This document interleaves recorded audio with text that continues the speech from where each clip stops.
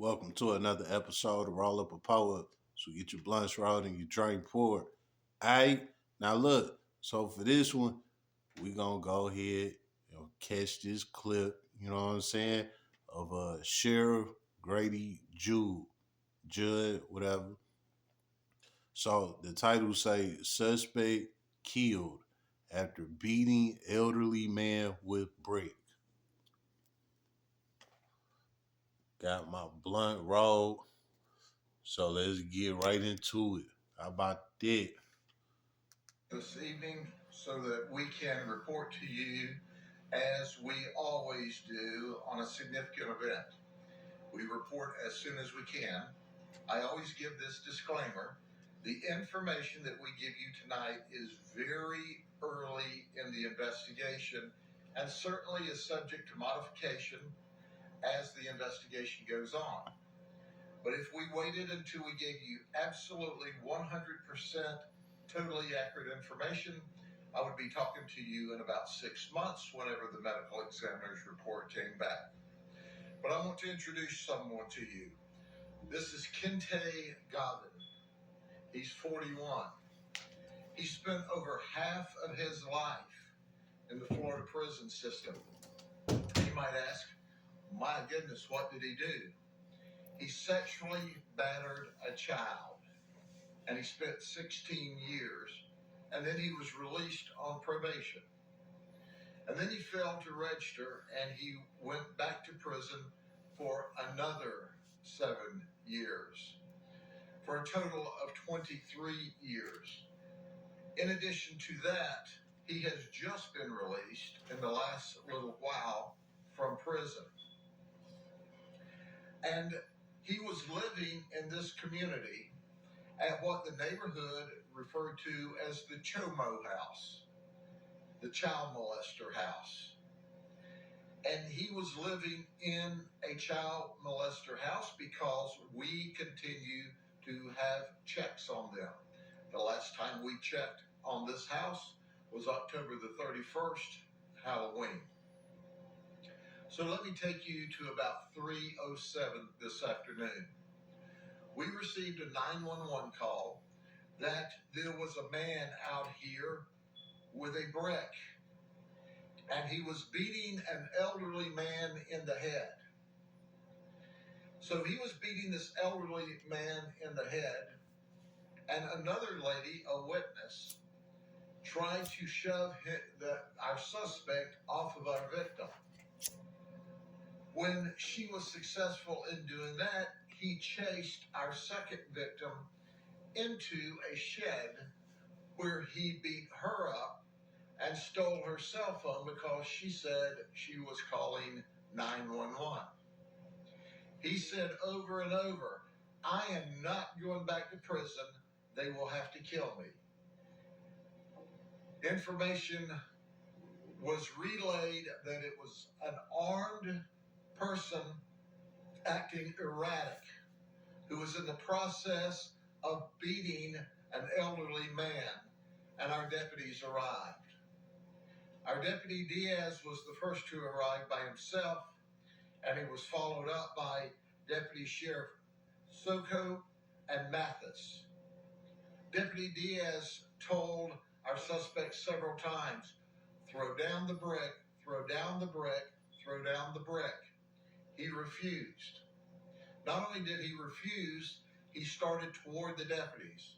They attempted to tase him. 2 of them did. One of our witnesses said he just pulled the taser out and continued to charge at the deputies. At that time, 2 of our deputies, Deputy Mathis and Deputy Diaz, fired a total of 6 shots. They immediately began to provide life-saving measures after they were able to get, obviously, the brick from him, subject to him being shot.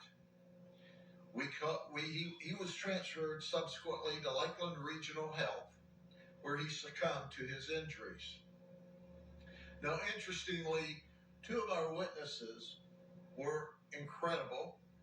One of them is currently on probation and said, look, I've been in trouble, but those deputies acted professional. They didn't have a choice. he was coming after the deputies with the same brick that we now know he beat a man with. That victim is still at Lakeland Regional Health. In addition to that, we had another witness. He looked our detectives in the eye and said, "I was raised to resist law enforcement. I've always resisted law enforcement. But I can tell you those guys didn't have a choice. He was coming after them to attack them with this brick." So the investigation goes on. We have an officer-involved task force. The lead agency will not be the sheriff's office. We will work with the task force. We have members on the task force. The information we develop through our investigation will be sent to Brian Haas, our state attorney. He and his team will review it and render a final judgment. But it's abundantly clear to us tonight, based on the information that we have, that he had no intentions of being arrested. He had feloniously attacked one person. He had robbed another lady with violence. He was erratic and out of control, and they said had been sleeping very little this week. It's too early in the investigation. We don't know whether he was on drugs or not, but certainly his conduct was out of control. So with that, I'll be glad to answer any questions you may ask. However, it's important to point out, I've pretty much told you what we know at this point in the investigation. Interestingly enough, we asked that very question. Why was he beating the man with a rock? Was there an argument? Was there a fight in advance? And they said no. They were apparently sitting on the porch of this home when all of a sudden he became angry and he picked up this actually large piece of stone, and that is about the actual size. It's the size of your hands, and charged him, knocked him down, and then was on top of him, beating him with a stone when our second victim tried to shove him off. That's when he jumped up and chased her into the shed where she was in the process of dialing 911. He attacked her, beat her around, took her phone, and left the shed. So that's the only information we have at this point. Sheriff, was the other person, the first victim, the man who's getting hit with the brick, does he live at the same home or is he somewhere else in the community? I don't know right now where he lives, if he was at the same home or not. But he obviously lived in the community. I'm not sure exactly where he lived.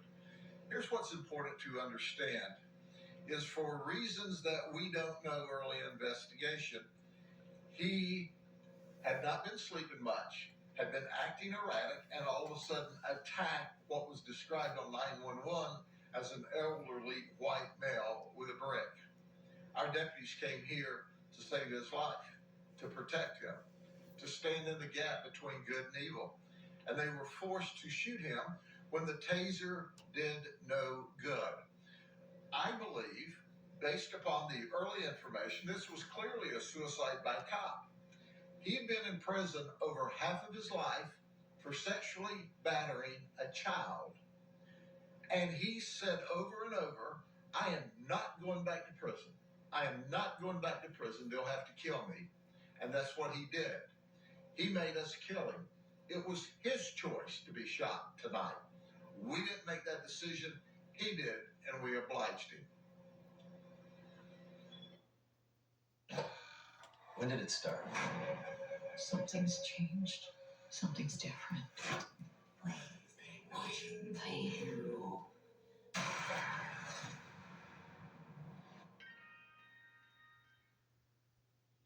I made it for my mom. It was actually in honor of my grandmother who passed away last year. I was able to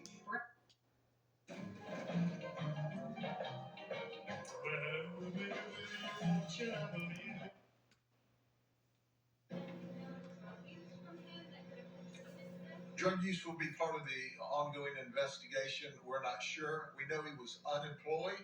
He was getting federal assistance, SSI. and living in this group home for sexual predators and offenders.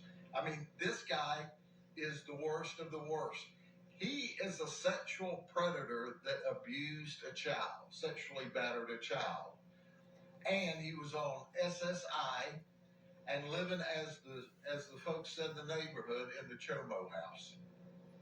Sheriff, did all of this concentrate around that house and on the exterior of that house, or did it move to different parts? It happened in the street. The conflict, when we arrived, we saw him very erratic, very animated with his brick in the street.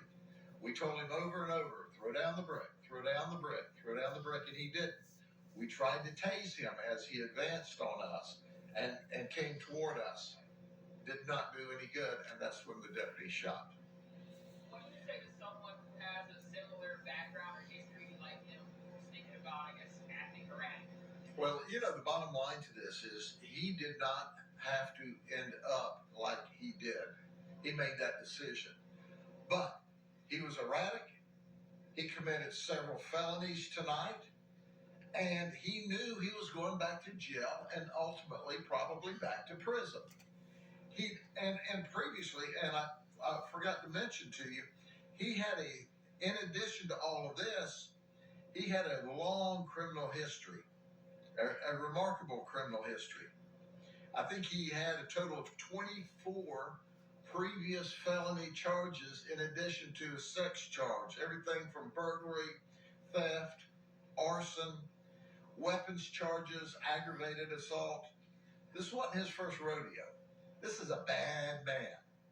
And he made one last bad mistake. And as a result of that, he chose the end. He chose the place.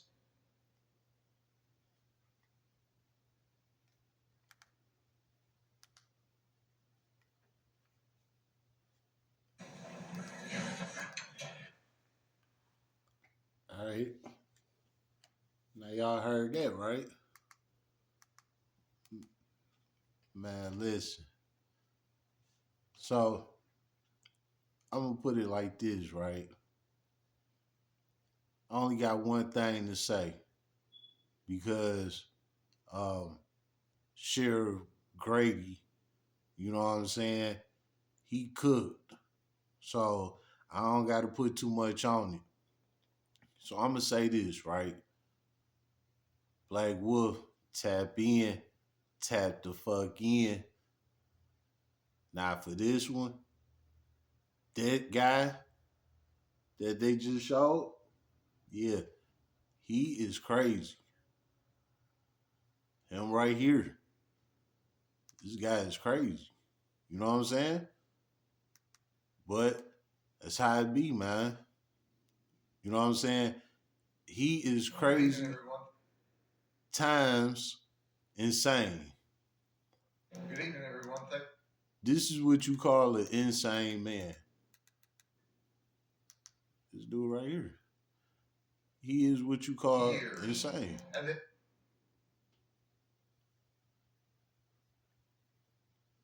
That man is insane, man.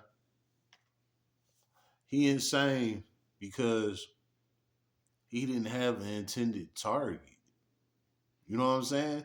He just went straight for it. He went straight after the first guy, you know, which was the old man that he was sitting there at the table with on the porch. Then he out of nowhere just attacked him. You know what I'm saying? Beating him with a brick. Like, what the hell? And then somebody, you know, come to the scene and they trying to help out. It's a woman. She trying to help out. Dog jump off of the old man and attack her. That is insane. You know what I'm saying? That's insanity right there. So he attacked the second victim. He beat her, take her phone while she was calling 911. Then he left. And he ended up getting into it with the police. The police show up on the scene. And he started charging at the police with the damn brick that he had in his hand that he beat the first two victims with. Now he charging at the police with it. They telling them to put the brick down. He not listening. He still coming at them. They pull out their tasers. They taser him. The tasers don't work. They pull their guns out, had to shoot him dead. That is insane. That's the difference between an insane person and a crazy person. You know what I'm saying? He went out. He wasn't playing. All that started from sitting on the porch chilling to dying. Just that quick. 0 to 60. That quick. That is insane. Also, before all of that, he got a record. A long record. You heard what Grady said. He had a long ass fucking record. Besides the child abuse, that shit he got caught up with. Besides that, no, sexual child abuse. You know what I'm saying? Not only that, he had a long record before that. And he spent half of his life in prison. He spent 23 years in a total of 23 years in prison. Yes, he is insane for sure. That's insane. Y'all know I tell y'all about the level fives. You know what I'm saying? The level 4, the level 5. I tell y'all the level 5 is the real insane motherfuckers on that medicine and all that shit.